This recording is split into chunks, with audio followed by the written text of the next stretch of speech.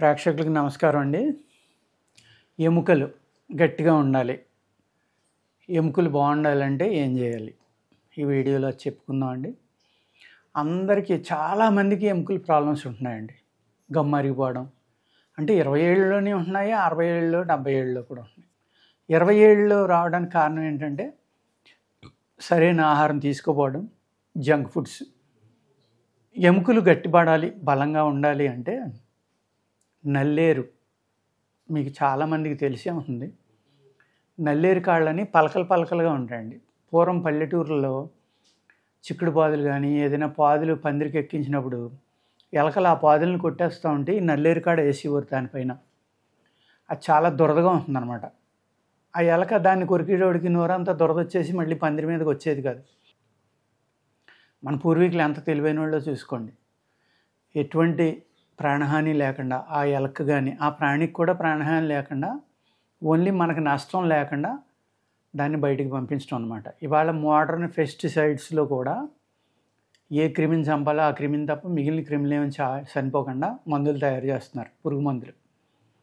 అప్పట్లో మన వాళ్ళు వెరీ సింపుల్, ప్రకృతిని వాడుకుని వాడేవారు. ఏదైతే నల్లేరు కాడ అనేది ఉందో దానిని పచ్చడి చేసుకుని తింటే కనుక ఎముకలు చాలా గట్టిపడతాయండి. కానీ ఆ కణుపులు ఉంటాయి, జాయింట్లు, 2 జాయింట్లో ఉన్న ఆ జాయింట్ తీసేయాలి. అది పలకలుగా 4 స్క్వేర్ కానీ 3 కానీ అలా ఉంటుందన్నమాట. ఆ పైన ఉన్న సన్నగా గోడుగా వచ్చిందని చెక్కేయాలండి. చెక్కేసి దాన్ని చిన్న చిన్న ముక్కలు చేసుకుని ఎండబెట్టుకుని ఆ ఎండిన దాన్ని చూర్ణం చేసుకుని ఒక 200 mg సరిపోతుంది, ఎక్కువ అక్కర్లేదండి. చాలా అంటే చాలా వేడి చేస్తుంది. అది వేడి చేసేవాళ్ళు ఇబ్బంది పడతారు. అందుచేత కొంచెం పట్టిక బెల్లం కడిపిన నీళ్ళతోటి ఆ నీళ్ళలో కొద్దిగా ఇది కలుపుకుని తాగినా కూడా వేడి చేయకుండా ఆగుతుంది. లేకపోతే ధనియాల కషాయంతో తీసుకోండి, జీలకర్ర కషాయంతో తీసుకోండి. చలవ చేసి పదార్థాలతో కనుక తీసుకుంటే అతి వేడి నుంచి బయటకు వచ్చి ఎముకలు ఎంత గట్టిపడతాయంటే మీకు ఆస్టియోపోరోసిస్ అంటాం, ఎముకలు మెత్తబడిపోయే వ్యాధి. దానివల్ల అది ముదిరిపోతే నడుస్తూ ఉండగానే కాళ్ళు ఎముకలు ఇరిగిపోవడం, చేతులు ఎముకలు ఇరిగిపోవడం, వెన్నుపూసకి చిన్న దెబ్బ తగిలిన వెన్నుపూస ఇరిగిపోవడం, ఇలాంటివి అన్నమాట. ఎముకలు గుల్లబారిపోతాయి. దాన్ని ఆస్టియోపోరోసిస్ అంటారు. అది ఎముకల్లో టీబీ ఉన్నా అలా అయిపోతుందండి, క్యాన్సర్ లాంటిది వచ్చినా అయిపోతుంది. మామూలుగా కూడా ఒక ఆటో ఇమ్యూన్ బ్యాక్టీరియా వల్ల కూడా ఎముకలు మెత్తబడిపోతాయి అన్నమాట. ఆ మెత్తబడిన ఎముకలు గట్టిపడడం కోసం ఈ నల్లేరు అనేది చాలా బాగా పనిచేస్తుందండి. అలాగే పుడకలక్క అని ఉంటుంది, బయట ఆయుర్వేద మెడికల్ షాపుల్లో దొరుకుతుంది, మూలికలు అమ్మే షాపుల్లో. అది తెచ్చుకుని దాన్ని జాగ్రత్తగా నలుపుకుని పాలావిరి మీద ఉడకబెట్టుకుంటే మంచిదండి. లేకపోతే గోమూత్రం ఏదైనా కొద్దిగా కలిపి నూరి మళ్ళీ ఎండబెట్టుకుంటే కూడా శుద్ధి అవుతుంది, ఏమన్నా చెడు ఉన్నా. దాన్ని ఈ నల్లేరుని కలిపి వాడుకోవచ్చు, ఓన్లీ నల్లేరుని వాడుకోవచ్చు.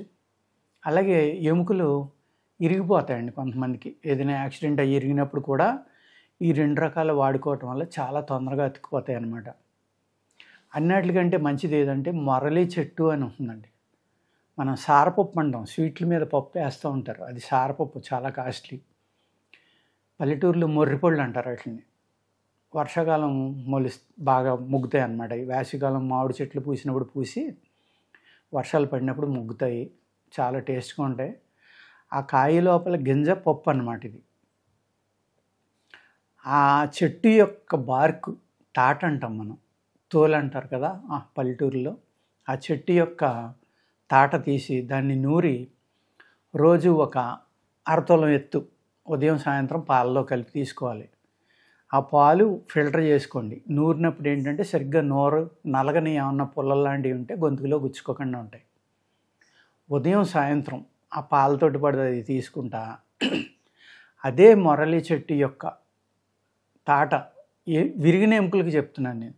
ఎముకల బలం కోసం అయితే అవి మామూలుగా అలా తీసుకోండి, బాగానే ఉంటుంది, ఎముకలు గట్టిపడతాయి.